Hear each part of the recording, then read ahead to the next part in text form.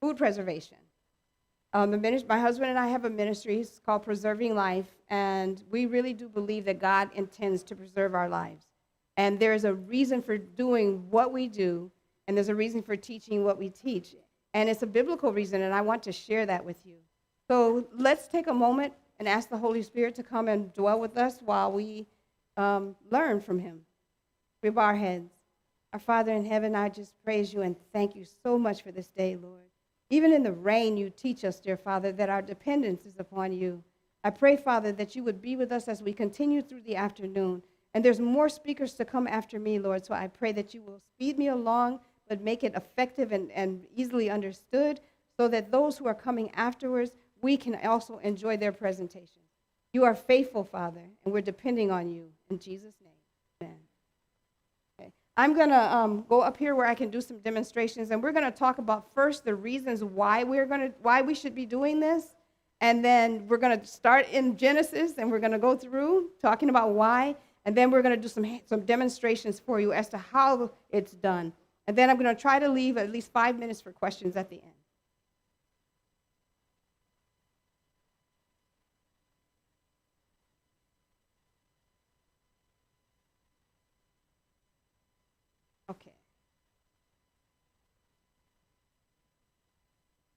Okay, we're going to be talking about why preserve food.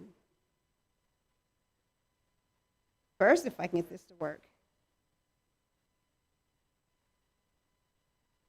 Okay.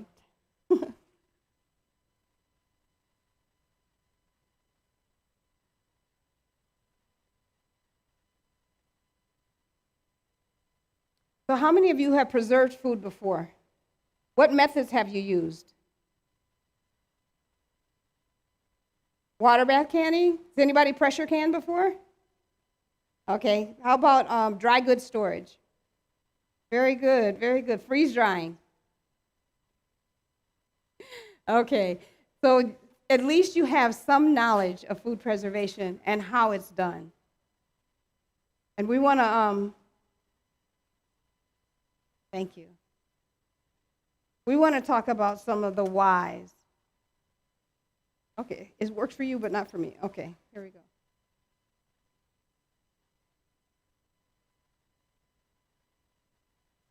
All right. Well, God has a way of doing everything.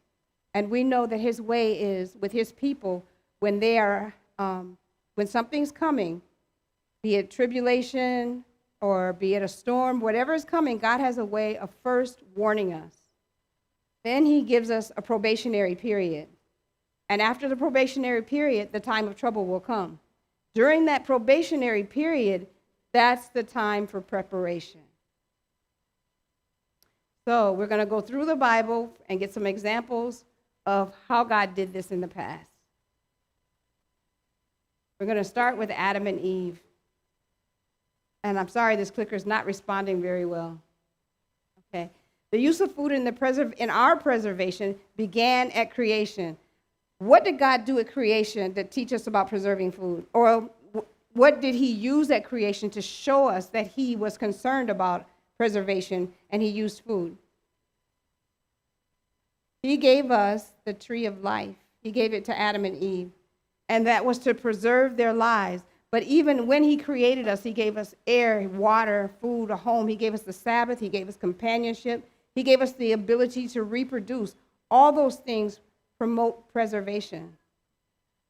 It was his design that we have a part and that he have a part. Our part is the obedience, and his part is to preserve our lives. And he has many methods of doing that. One was the tree of life. And that Sister White tells us in eternity's past that tree, the fruit of that tree had the power to perpetuate life, and that to eat of it was to live forever. The fruit was an antidote of death. Its leaves were for the sustaining of life and immortality. So from the very beginning, God used food to preserve our lives. We have a choice, and our choice involves obedience. Adam and Eve had a glorified experience with God because they actually entered into a face-to-face relationship with him as you would if you were in the most holy place.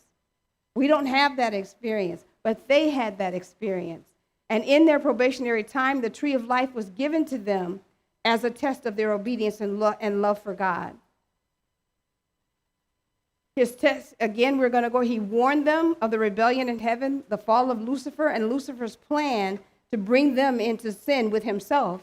He gave them a probationary period or a test, and that test was two trees, the tree of knowledge of good and evil and the tree of life. And they, through love, had to choose whom they would serve. And then the time of trouble, the ground was cursed, man was cursed. And so during that probationary time was their time to make that decision to prepare for meeting Satan. We need to be prepared for when he attacks us. Our time of probation is now. And if we're not studying, if we're not praying, then we won't make it through our probationary time.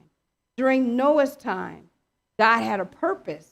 And his purpose was that during that 120 years that Noah was preaching the gospel message, people would believe. They would get onto the ark and they would be saved. But that required obedience. He commanded Moses to build the ark. And after he told him to build the ark, he told him to fill it with food, but not just for himself. It was for himself and the animals. So God did not just provide for man, he provided for everything that was living. Here again, God is showing us his goal is to save our lives. So Noah had a time of probation, the 120 years. 7 days after he went into the ark, the flood came, and the time of trouble came afterwards. Joseph, there was a famine during his time. And God had mercy. They had 7 years of plenty. And during that 7 years, the Bible tells us that Joseph was faithful.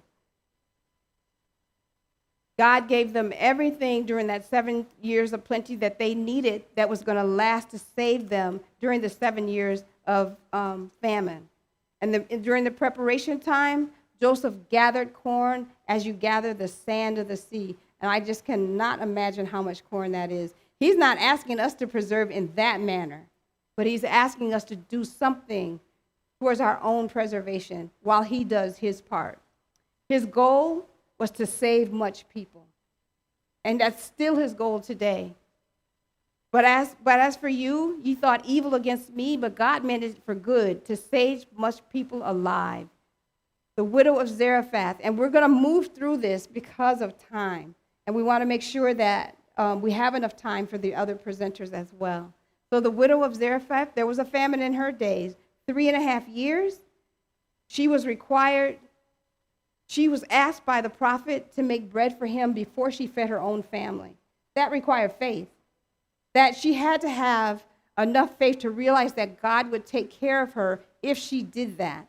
And that also required obedience to God's command because he was a man of God. So she gave her last bit of food, and that was her test. That was her probationary time. She prepared that meal for him. God revealed himself through that meal. The water revealed itself as the water of life. The meal is the bread of life. And the oil is the Holy Spirit.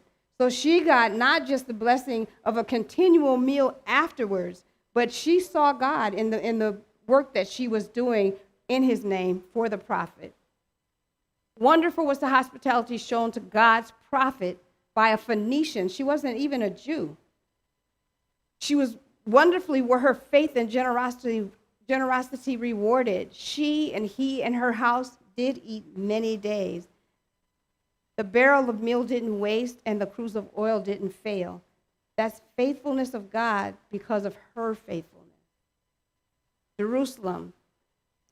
And Jeremiah 6 tells of its destruction. This is God's warning to us because the prophet tells us that the picture of Jerusalem is a picture of the last days.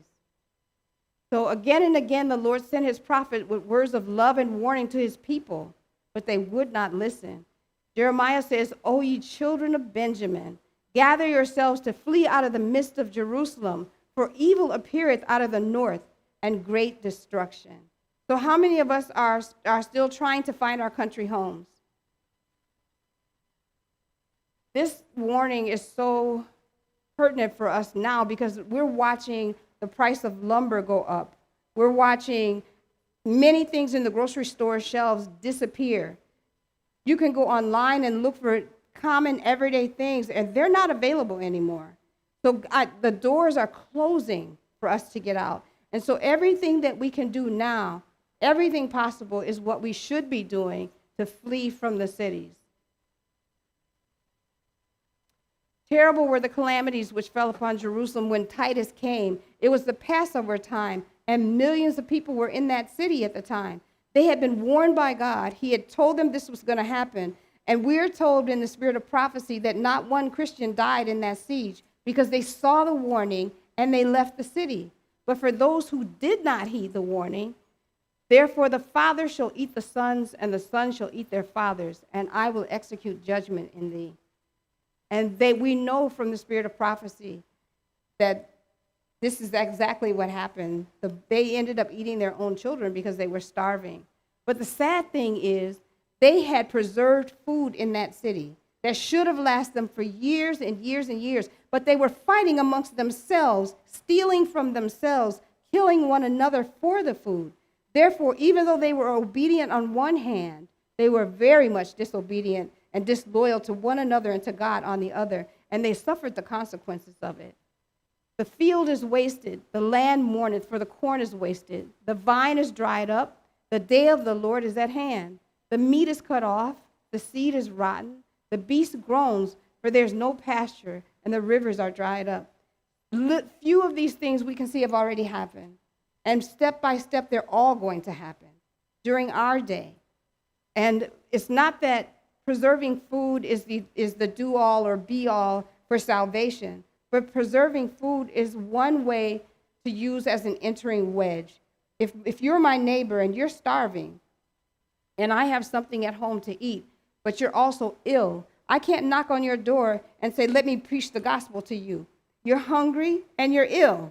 The first thing I have to do is meet your needs. And by meeting your needs, you'll be more receptive to the gospel.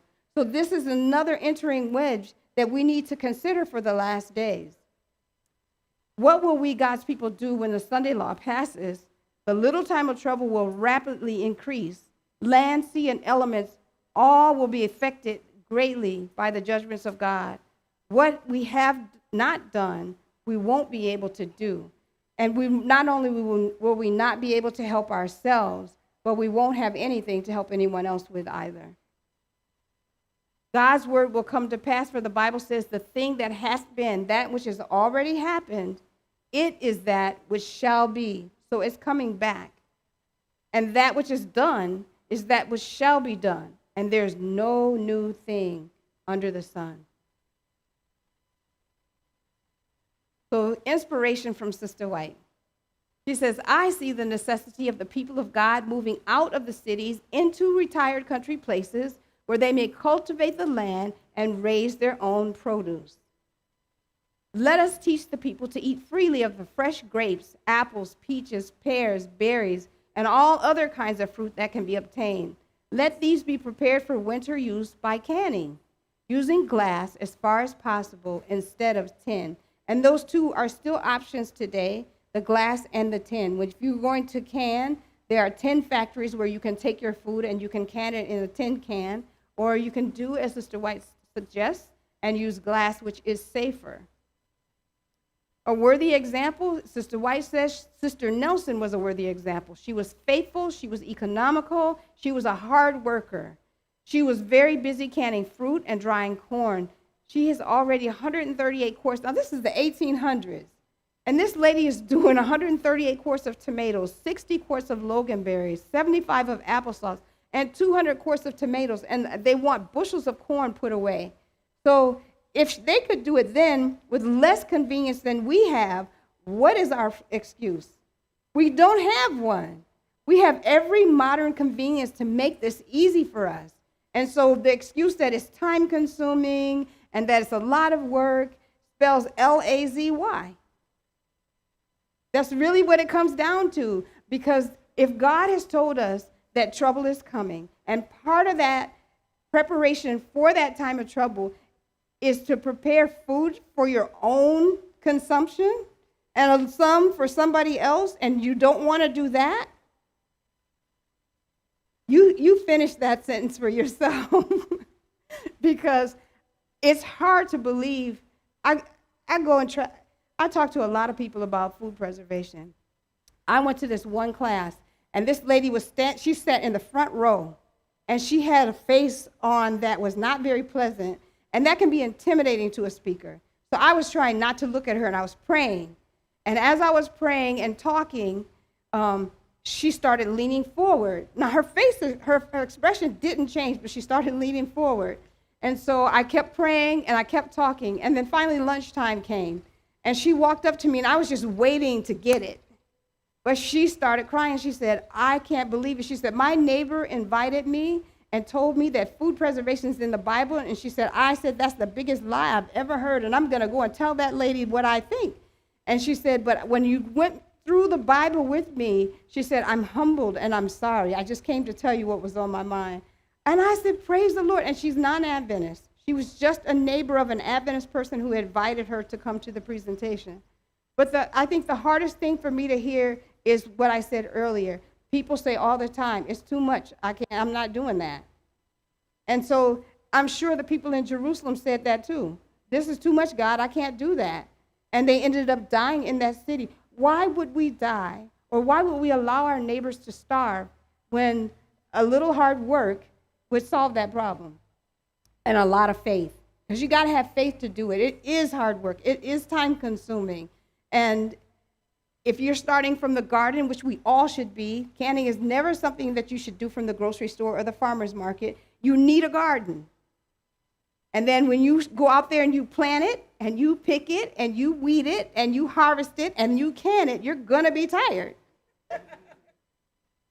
But you're also going to be, there's a sense of satisfaction when you see all the jars lined up, knowing that when the next COVID-19 disaster comes, you won't be in the line at Walmart.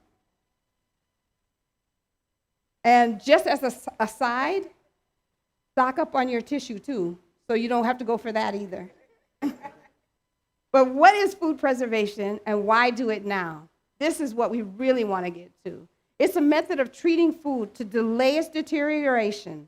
And that's what, when we pick our produce, it's only a few days before it's going to start to rot. So we want to delay that as long as we possibly can and save the nutrition that's in the food product. So there are several different ways of doing that. We're just going to demonstrate canning today, but there's a lot more methods than just canning. So it changes raw, fresh products into something more stable that you can put on your shelf for a longer period of time. It increases the availability of seasonal foods, and that's one thing we're going to do today. We're going to take some seasonal foods, some pineapples, some papaya, and some mangoes, and we're going to preserve them because I want to eat them in December. And nobody's going to let me pick them in December around here, so we're going to preserve them so that we can do that. So what are some of the methods? Water bath canning, pressure canning, dehydrating, both solar dehydrating, air dehydrating, and home dehydrating, freezing, dry goods storage in Mylar bags, and freeze drying. And then a root cellar is another method of home food preservation. If you are planting vegetables that say that they are good storage vegetables, and you have a root cellar, you can eat cabbage from this year in March of next year because you've got the perfect environment to keep that. You could have your pears and your apples and onions all in your root cellar and be able to have those fresh things as well as what you have put away. So food preservation should be well-rounded. You should be sprouting because you want those raw vegetables, those microgreens, to give you the nutrition that you're not going to get when you can your food. So make sure that you have your playbook wide open, your mind open as to how many different ways you can have food and nutrition, because it's not just about having food. The food has to be nourishing. And one method of food preservation is not going to give you nourishing food. So if you only had canned food, you would find you would be missing some nutrients. You need some things that are dehydrated, some things that are frozen, some things that are fresh, some things that are sprouted, some things that are dried. So why the increased interest in food preservation? How food is grown and how it's handled during its manufacturing. I've been studying that, and that scared me really.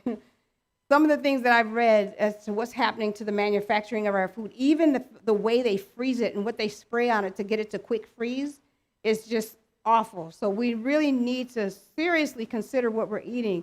One of the main reasons for our food preservation is our health. We need to be healthy to do this work, to spread this message. And the only way to be healthy is you have to eat healthy foods. So the best way to do that is produce it yourself, bottle it yourself, then eat it yourself. So genetically modified seeds and genetically modified processed foods. Antibiotic use in meats, and some of us still eat meat, so meat, fish, all those things that are fed antibiotics in order to keep them from getting sick. They're not giving it to because they're sick, they're giving it to prevent them from becoming ill. So they get antibiotics on a regular basis. And you want to make sure that you know what you're eating. The questions regarding food safety in general that are out here now. And then the concerns about the growing number of medical conditions related to diet. How many of you know children who have cancer? Really young children, I do. Children who are born with birth defects that were unheard of before. My nephew was born with half a heart and one lung. And he's right now 4 years old waiting for a heart transplant. So many of these things, they trace them back and they realize that it's things that were placed in our food, in our water, in supplements, that we are consuming that are causing a lot of our problems. So more areas of concern, the growing levels of bacteria in our soil, our air, our water, and in our environment in general, and its impact on our food, and the high levels of BPA in canned food in general. The Mayo Clinic just did a research on the BPA lining of tin cans and found out that it's leaching into the food and causing increased cancer. So there's another reason why we need to be preserving our own food. This is my greatest concern, irradiation. Irradiation was brought into the United States in 1985 as a way of treating foods that are imported that they wanted to kill insects on. But now it has grown so much. It's used to prevent foodborne illnesses. It's used to preserve food. It's used to treat seeds, and it sterilizes them. So if the seed is sterile, you can't regrow that seed. But the other thing about irradiated food is that it uses either one of three types of radiation: a gamma ray, the X-rays, or electronic beams. When it uses those products, it's called RADs. One RAD is equal to like having one chest X-ray. But meats, they may treat with 10 RADs. But the thing that's treated the most highly with irradiation are herbs. So can anybody give me a reason why herbs would be treated more highly with irradiation than meat would? The only reason that I can think of is God gave us the herb of the seed for our medicine and our food. And if you kill the medicine, what happens to the people? So you can find the irradiation symbol on the box or bag or jar of a lot of different products. And I went to the farmer's market in Georgia and looked for it and found it on a lot of the imported foods that come into the farmer's market. So be careful to look for this sign on things that you buy, because if it's been irradiated, you will know. And the way you'll know is if you buy a peach and you put it on your kitchen counter and you leave it there for 2 weeks and it never changes, it was irradiated. Irradiation changes the structure, the DNA of the food that has been irradiated because they want to prevent it from spoiling. And it does, but it changes the DNA in such a way that they have found that it's cancer causing because it actually restructures the DNA. So it's used for sterilization, and the food that has been sterilized is used in hospitals to treat the most critically ill patients, those who have AIDS, those who are undergoing chemotherapy. They've been exposed to that food. So if your immune system is already weakened and you're exposed to products like that, you're not going to get well very fast. And it's done in the hospital.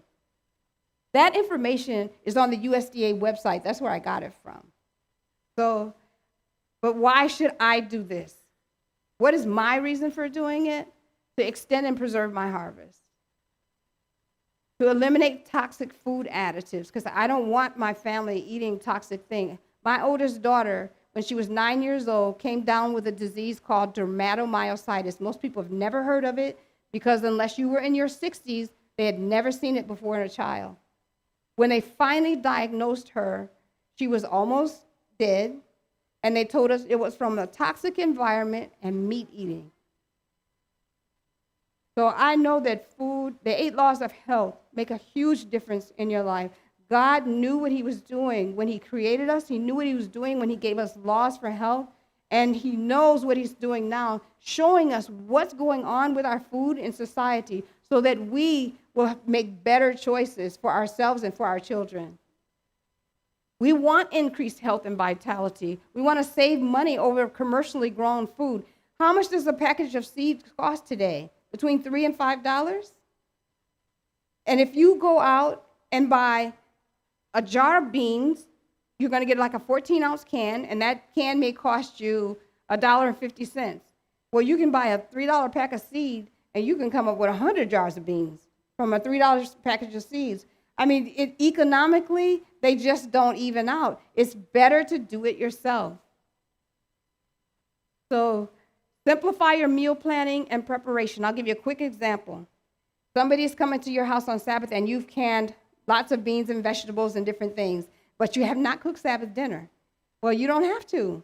You go to the cupboard, and you take out a jar of chili.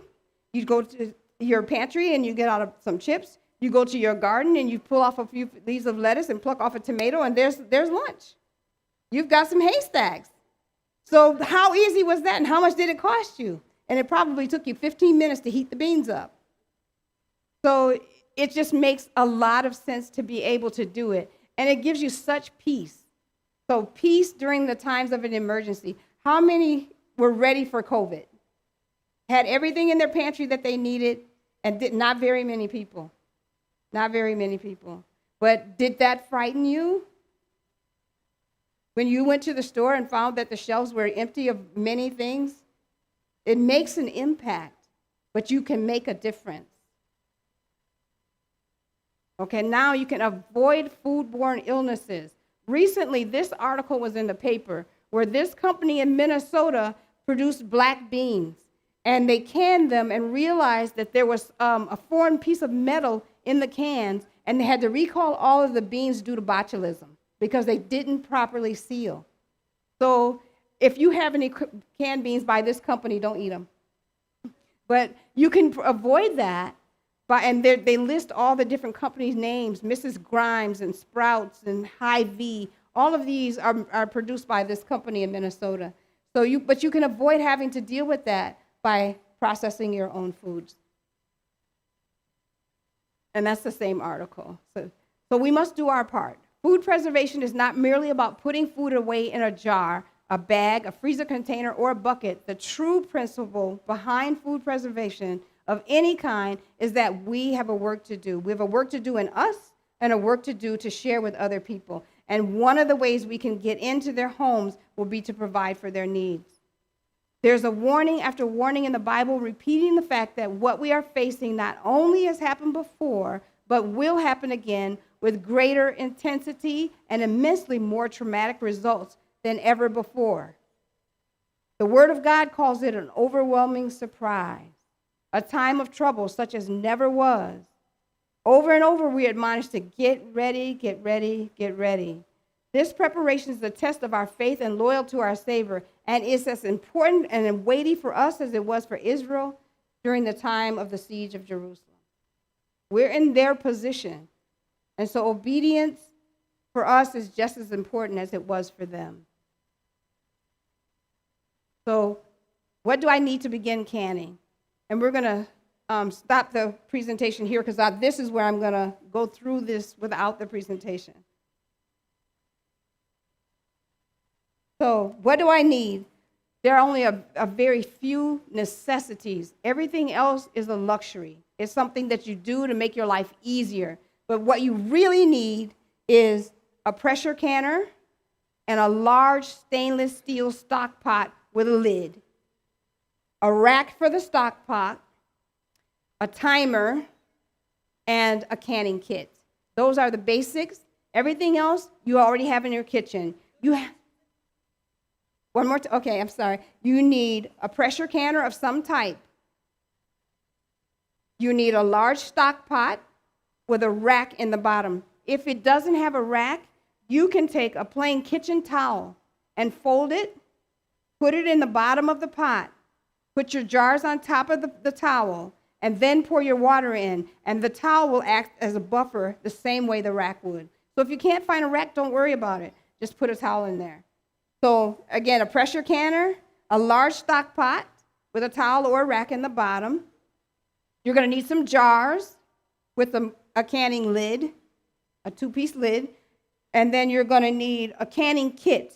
The kit has a funnel, a jar lifter.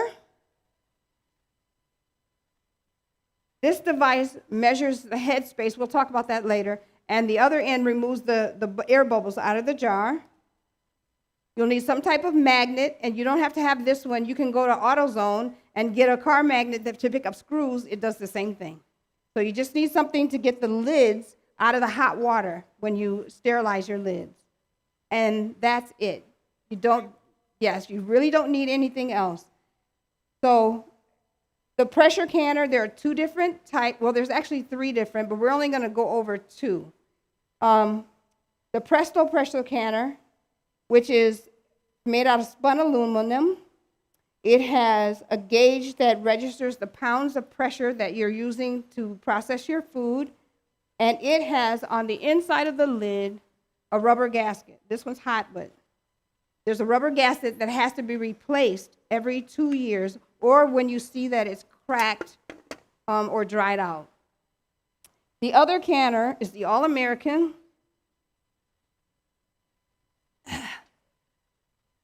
It's significantly heavier. It's made out of cast aluminum, which means it's one piece. It's cast in one piece.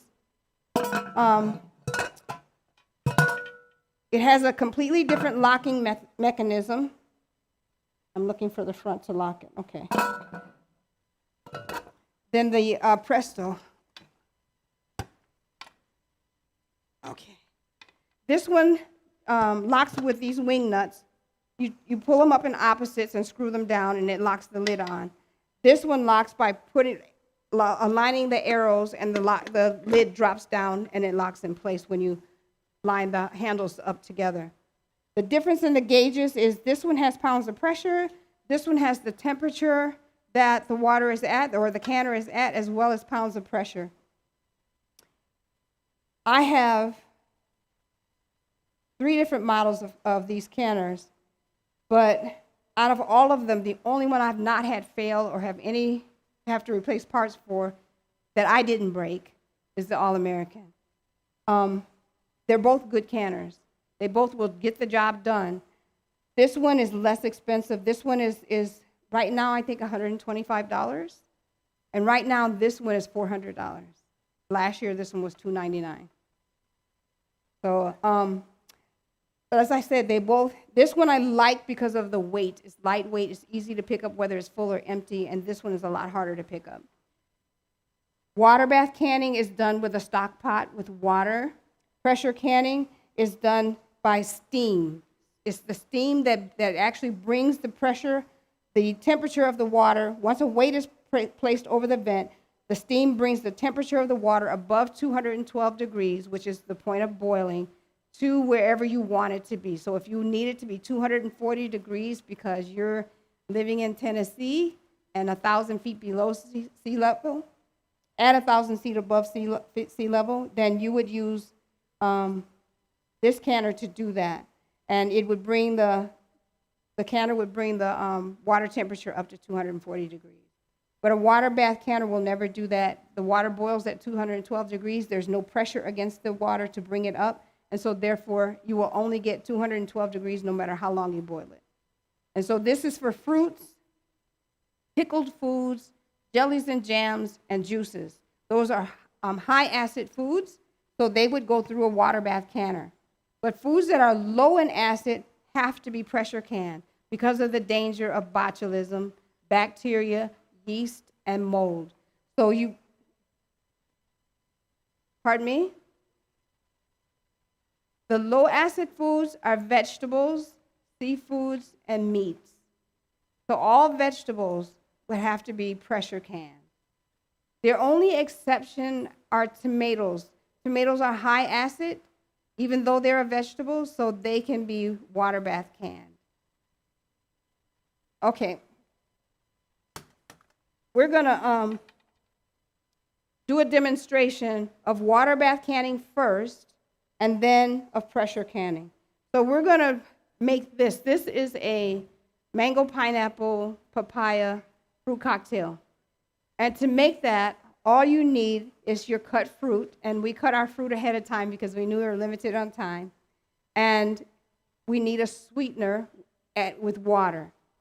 You can use agave nectar, stevia, honey, cane sugar.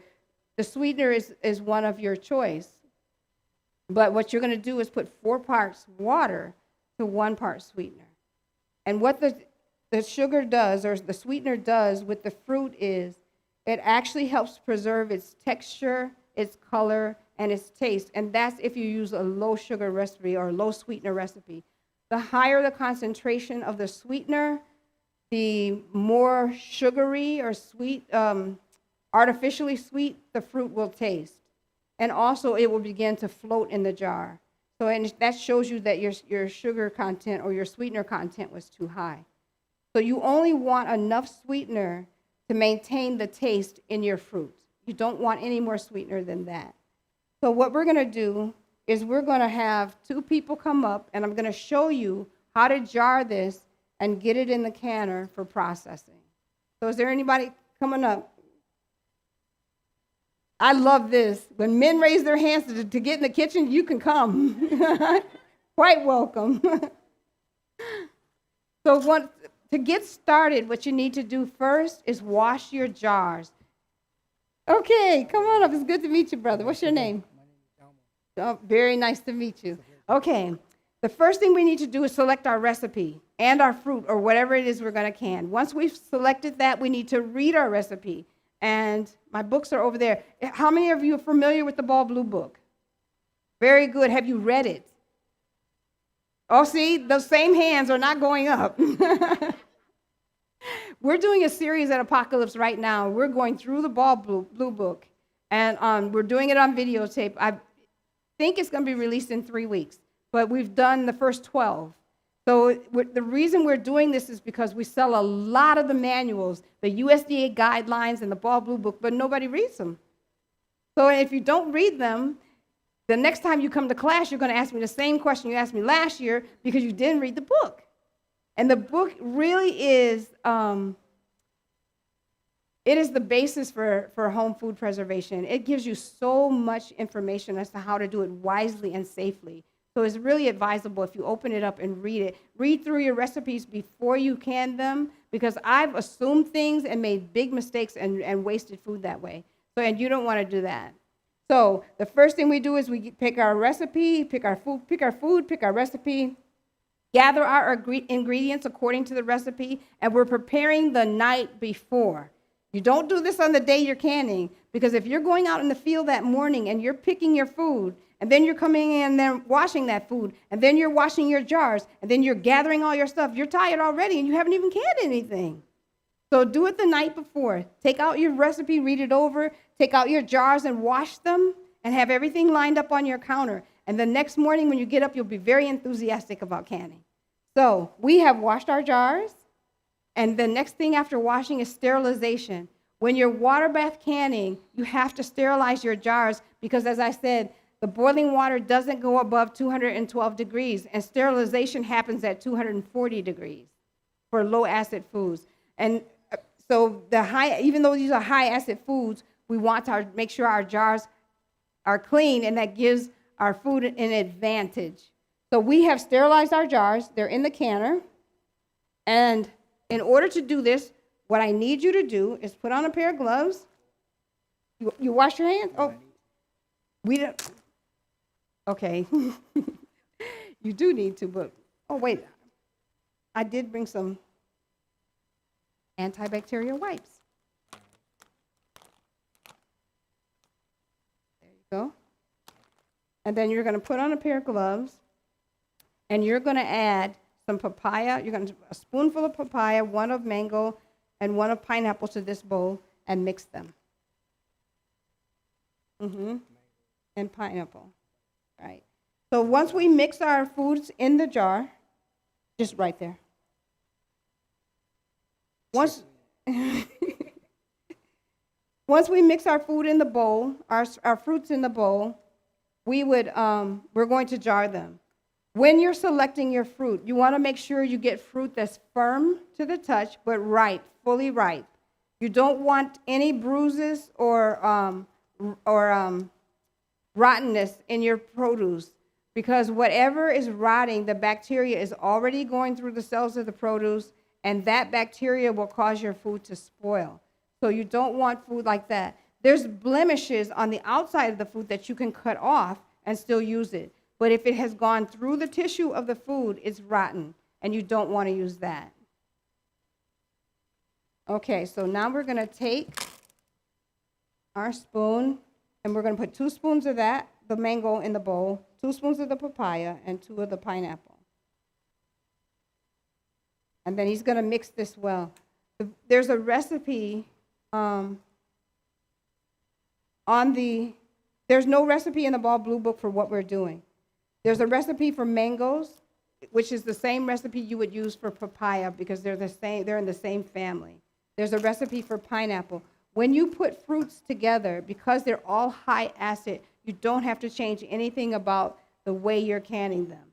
But if I were adding mango to a salsa, that may change the acidity of the salsa, because in salsa you're adding onions and peppers and celery sometimes, or cilantro. That will lower or decrease the acid level. So I may have to pressure can that rather than water bath it, unless I add something to bring the acid up, which would be something like lemon juice or lime juice.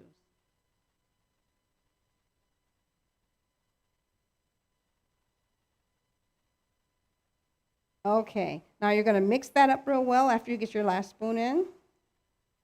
And you can see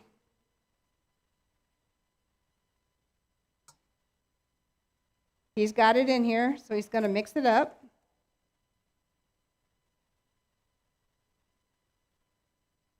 All right, you want to stir that together. And to prevent your mangoes from browning, when you slice them, have a bowl sitting down with a quart of water and 3 tablespoons of lemon juice in it, and slice your mangoes and place them in the lemon water, and that will keep them from browning before you get them in the jar. So the next thing we want to do is we're going to take this jar lifter, and I'm going to show you how to use it, and then you're going to take the jar out of the pot. The black part is the handle. The red part lifts the jar. So you're going to take this into the pot, grab and squeeze, and lift the jar out and pour the water out of the jar from the pot. Are you comfortable? One more time. Okay. Here, how about I do it from the pot, and then you can do it. Okay. So the first thing we're going to do is take off our lid here. And always lift the lid away from you. Not that we want to burn Andre, but so that the steam doesn't hit you in the face. Then we go into our jar. These are our boiling, sterilizing jars. And we have to go in and grab one. They lie on their sides, so sometimes they don't want to cooperate. All right, once we get it around the neck like that, we're going to tilt it to the side and pour the water out of it. And you pour slowly so it doesn't run up the device. And then we're going to sit it on a hot pad. And you only take your jars out of the canner one at a time. If you notice there's a white film on the jar, that's calcium from hard water. If I had put 1/4 of a cup of lemon juice in the water, the calcium would not stick to my jar nor to my pot. So if you don't use lemon juice, you can use Cream of tartar. All right. So the jar, pardon me? How much cream of tartar? How much lemon juice? A quarter cup. Just add a quarter cup to your water, and you're putting enough water in the pot to completely cover the jars. So you add a quarter cup of lemon juice to that and let them boil for 10 minutes. Then turn them down to simmer and let them stay hot while you're waiting to put your food in them. When you remove your jars from the canner, only remove one at a time. You don't want to risk having bacteria go into your jars. The next step is to put your funnel in the jar.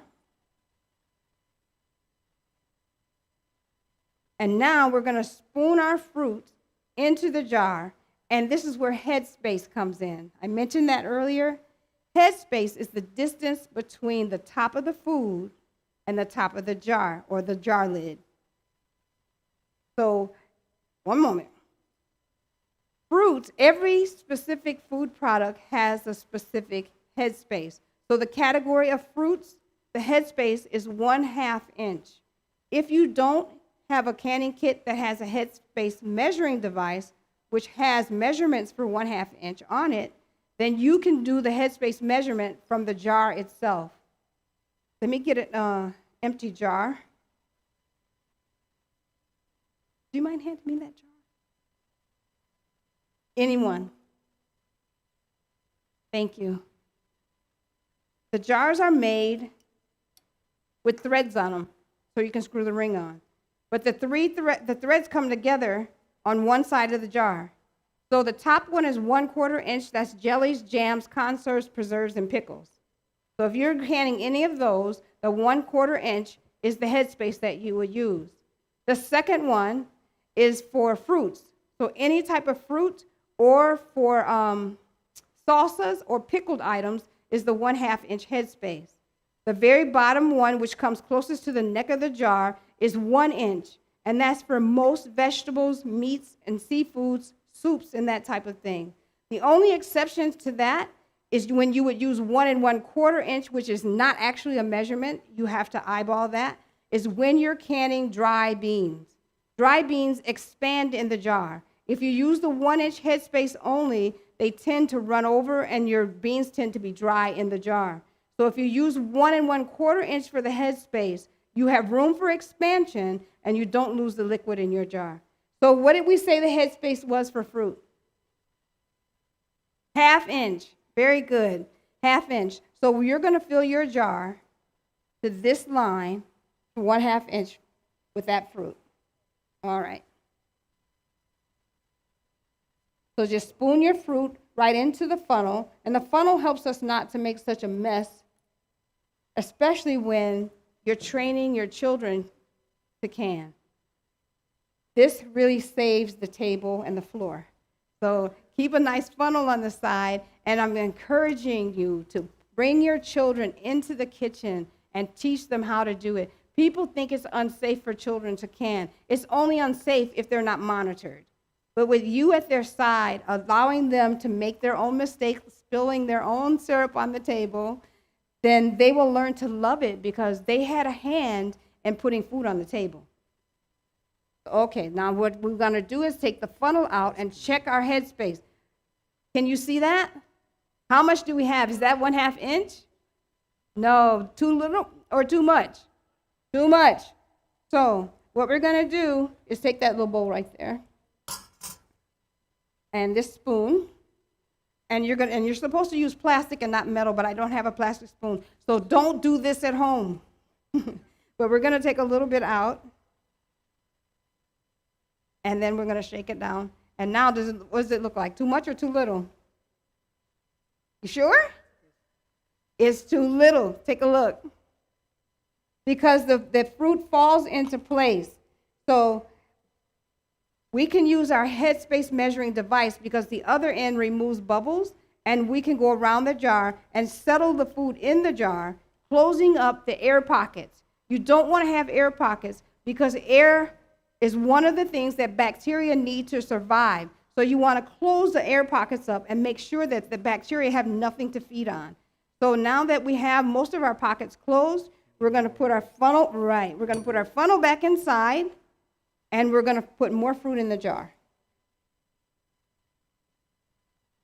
That's right. He says, as we fill it, do we take out the air pockets? Yes, you can. So with a little tool, but you can use a chopstick, anything made of wood or plastic, but try not to use metal. And the reason for that is glass is very sensitive, and metal can click against the sides of the glass and make a hairline fracture, and you won't know that until you put it under pressure and some boiling water. Then the glass could crack and you would lose your food products. So plastic is much better. So he's, all right, it's too much. So, but this is trial or error. So now you're going to take out a little bit more. Put it in your bowl. And then, don't take out too much, remember? And then check it again. You're getting closer. Now only put in 1 or 2 pieces at a time. I was teaching a class of children in Centerville, Tennessee, and they were really excited. Oh, we're going to can.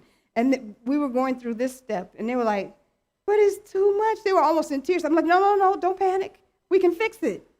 So we took out and we put in until they finally got it. And then once you get it, now there we go. We've got a 1/2-inch headspace here. And sometimes if one piece is sticking up, you can press it down so that it fits in with the rest of the family. And see, now you're going to put, you can see through there where your food is at. So now what we do is once we have our fruit in the jar, we have to put our simple syrup, whether we made it of honey or cane sugar or whatever we made it of, it's time to put that in the jar. And we're going to maintain that 1/2-inch headspace. So with fruit, you never get the fruit perfectly at the 1/2-inch line because it's chopped and it's just not going to go there. But you can take your liquid and make sure that you're covering that fruit to 1/2 inch, and you'll still have a safe canned product. So now we're going to open this jar, and we're going to pour this into that jar, and we're going to make sure that we have 1/2-inch headspace. So the easiest way to do it is to pour it in a measuring cup so that we don't end up spilling it.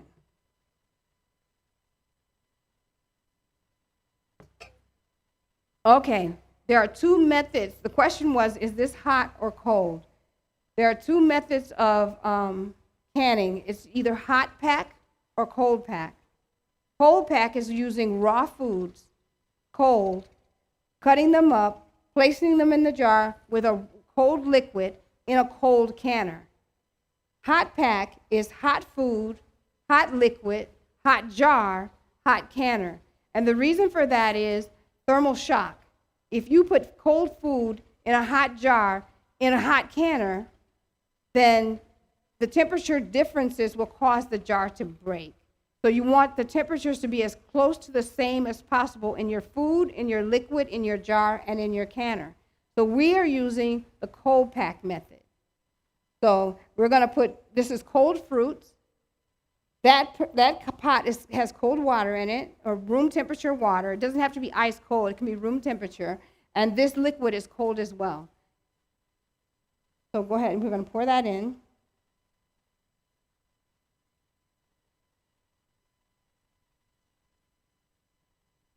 So if you watch, I don't know how much you can see, but you can see the air bubbles rising as you pour the liquid in.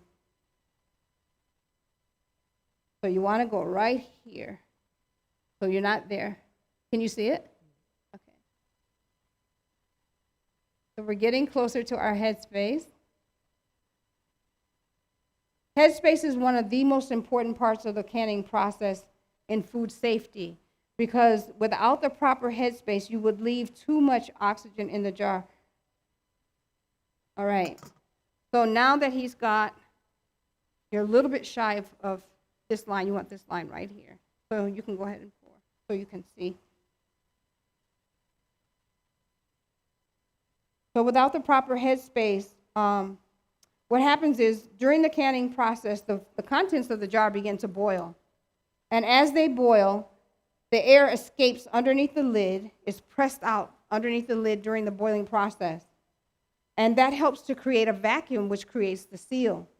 Well, if you only have half the fruit in a jar and only half a jar of liquid, That's a lot of air to try to remove during that process. And some things only process 10 or 15 minutes. And therefore, the likelihood of you getting all that excess air out is very slim. And so, yes, you've got it. And so with the excess air in there, bacteria can use that to grow. So you want to make sure that you help the process out by getting out as much air as possible. Now we've reached that 1/2 inch headspace. The fruit is covered in liquid, but we're not finished. We want to remove the air bubbles. To do that, right, you're going to take that and push it down the sides all the way to the bottom, all the way around the jar, and watch the air bubbles. If you hold it, you can see the air bubbles rise when you do it. You see? Okay. So once you've gotten the air bubbles out, you may see that now you don't have 1/2 inch headspace anymore. So you'll have to add a little liquid to bring it back up to the 1/2 inch headspace. So you want to push against the jar sides and not the fruit. Yes. So now that he's got the air out, we're going to check our headspace again. So this time we're going to check it by measuring. So we're going to put this one here and use this one. On the end of this, these little stair steps each have markings, and they're marked from 1/4 inch to 1 inch. Right in the middle is 1/2 inch. The goal is that the tip of the measuring device touch the top of the fruit or the liquid in the jar. And if it does, all the way around, you've reached correct headspace. So if you have one of these, it's good to check it this way as well as doing it by eyeballing it. But if you don't have one, it's still sufficient. And we don't have enough liquid in this jar. We no longer have 1/2 inch headspace because of removing the air pockets. So now we need to put the liquid back in. You got enough in there? Okay. You can go ahead and pour.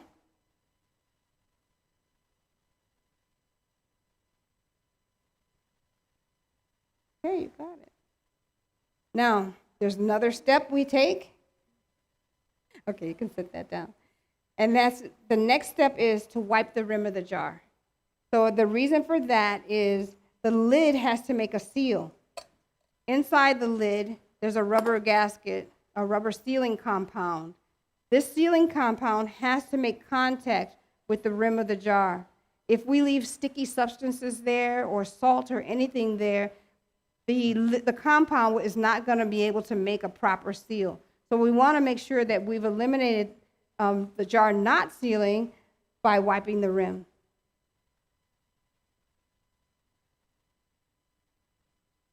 You just take a plastic spoon and dip it out. If you have too much liquid in your jar, you just dip it out and just check your headspace. So that's very good. We are learning. Okay, now, previously, Ball recommended that all of their jar lids be sterilized before use. Now they're saying with the newer lids, all you have to do is wash them in soap and water, and then you're able to put them on their jars. But I'm not that kind of person. So I only learned how to do it by sterilizing them. So we're going to put this in that boiling water over there. Just dip it and hold it in there for a few minutes. And what that does is it softens the sealing compound on the jar, on the rim of the lid, as well as it cleans it sterilizes the bacteria on the lid. So because of the softening process alone, I would still continue to put them in hot water. So then, no, you're going to do it. You're going to sit that right down on top of the jar, and then stick your other finger from your other hand, your index finger from your other hand on top of the lid, and pull the magnet off. There you go. Perfect. Then the band goes on. So you just screw this on, and there's a specific way to do it because you have to be able to allow the air, the oxygen that's remaining in the jar to be displaced or to be removed from the jar. So you don't have to press it down. All you have to do is screw. And what you do is you screw it on just until you feel it needs to be tightened. Okay, there, stop there. Once you get it on to where it feels it needs to be tightened, you're going to make one turn, and that's it. You have to leave enough loose enough slack in it so that the oxygen can be removed. If you tighten it really tight, there's several problems that could happen. Your lid could buckle, or your jar could crack and break, or you could siphon out the liquid. The liquid will siphon out of the jar, and when you finish processing it, you will have half the liquid in the jar, and the fruit on top over time will turn brown. So you want to really be sure that you don't over-tighten your lids. So now this is ready to go in the canner, and we put it in our water bath canner. We just set it down in the bottom of the canner with our jar lifter for safety. And then once it's in the canner, this processes for 15 minutes. After 15 minutes, we're going to leave it in the canner for 5 minutes just to let the canner settle down, because we've turned off the flame at that point. Let the canner settle down, and then we're going to remove it, put it onto a pad in a draft-free area so that it can cool for 12 to 24 hours.